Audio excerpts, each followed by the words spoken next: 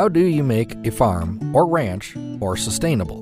There's no single answer, but there are common practices used by producers across the country to improve profitability, quality of life, and environmental stewardship. In this episode, we'll take a look at the economics of sustainability. Farmers and ranchers are business people. We won't adopt a new practice or technology unless it can improve the bottom line. Conventional profit strategies typically focus on high yields. This approach seeks maximum yields by investing heavily in technology and inputs, and it's especially common on farms with a limited number of crops or livestock products. Since production costs are high, returns need to be high too. When we make sustainability a priority, we need a new mindset. Yield and profitability still matter to sustainable farmers and ranchers, but we get there by a different route. We use ecology-based practices to manage resources and maintain a thriving farm system. By using natural resources and inputs more efficiently, we often achieve even greater profitability.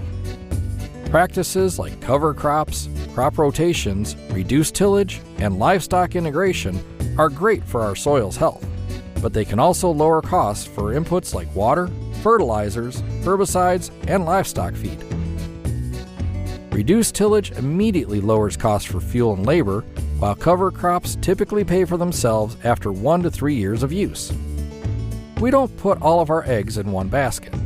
A diversified operation is one of the best ways to manage risk and ensure profitability for future generations. Value-added processing, multiple crop and livestock species, and multiple sales channels all help sustainable producers survive the unexpected. Your story matters too. Branding and sharing your values with consumers can help grow demand for your products, allowing you to earn a premium for all the hard work you're doing on your farm. There's much more to learn about economics and sustainable agriculture. Start exploring today. Berdasarkan video yang kami tampilkan, kami akan menjelaskan salah satu pola sistem pertanian berkelanjutan, yaitu sistem pertanian terpadu atau Integrated Farming System. Berikut adalah sistem pertanian terpadu yang kami temukan di Desa Wancimkar, Kecamatan Kota Baru, Cikampek, Karawang, Jawa Barat.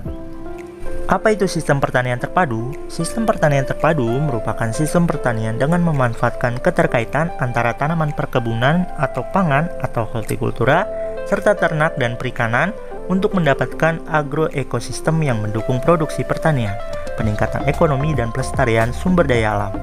Penerapan pertanian terpadu pada dasarnya adalah mengoptimalkan pemanfaatan seluruh potensi sumber daya yang ada sehingga terjadi hubungan timbal balik secara langsung antara lingkungan biotik dan abiotik dalam ekosistem lahan pertanian, di mana output dari salah satu budidaya menjadi input kultur lainnya. Komponen yang berintegrasi dalam sistem pertanian terpadu adalah yang pertama yaitu manusia. Sebagai makhluk hidup memerlukan energi sebagai motor kehidupannya. Dengan integrasi farming system, manusia tidak hanya mendapatkan keuntungan finansial, tetapi juga pangan sebagai kebutuhan primer. Yang kedua yaitu peternakan. Hewan kambing memainkan peran sebagai sumber energi dan penggerak ekonomi dalam integrated farming system. Sumber energi berasal dari daging serta organ tubuh lainnya, bahkan kotoran hewan. Kotoran ternak dapat dimanfaatkan sebagai pupuk kandang karena kandungan unsur hara seperti nitrogen dengan lambang N, fosfor dengan lambang P, dan kalium dengan lambang K yang dibutuhkan oleh tanaman serta berperan dalam memelihara keseimbangan hara dalam tanah. Yang ketiga yaitu tanaman. Tanaman kangkung dan sawi merupakan tanaman bernilai ekonomi dan rumput yang ada di sekitar lahan dimanfaatkan sebagai pakan ternak kambing. Yang keempat, perikanan. Ikan yang digunakan untuk integrated farming system adalah ikan lele yang dapat beradaptasi dengan lingkungan air yang keruh, tidak membutuhkan perawatan ekstra, mampu memanfaatkan nutrisi yang ada dan memiliki nilai ekonomi. Air limbah ikan lele tersebut bisa dimanfaatkan sebagai pengairan pada tanaman serta pupuk organik, karena di dalam air limbah ikan lele tersebut mengandung unsur hara nitrogen dan fosfor yang paling dominan. Manfaat integrated farming system diantaranya: pertama, meningkatkan variasi sumber-sumber pendapatan petani untuk membantu meningkatkan kesejahteraan petani dan keluar dari lingkaran kemiskinan dengan cara mengembangkan sistem pertanian nirlimbah yang ekonomis, ekologis, dan berkelanjutan. Kedua, menurunkan biaya produksi. Dengan penggunaan bahan organik yang berasal dari ternak atau hasil sisa pertanian, akan sangat membantu untuk mempertahankan kesuburan tanah. Dan yang terakhir, ketiga, optimalisasi pemanfaatan lahan secara bijak. Sebab di dalam sistem pertanian terpadu, upaya-upaya intensifikasi tidak harus ditinggalkan guna mencapai produktivitas pertanian sebagai penghasil pangan dalam skala besar, sepanjang tetap mempertahankan aspek konservasi lahan dan tanah. Selain itu, aspek biaya produksi dapat murah, kompetitif, dan terjangkau. Dengan demikian, sistem pertanian terpadu, baik diaplikasikan pada lahan subur maupun lahan marginal, akan mengoptimalkan fungsi lahan sehingga mampu membantu peningkatan pendapatan petani. Adapun kendala yang masih dihadapi dalam integrated farming system adalah kurangnya pengetahuan dan keterampilan dalam mengolah kotoran hewan menggunakan mesin sehingga lebih efisien, serta melaksanakan sistem pertanian terpadu tidak semudah mengembalikan telapak tangan.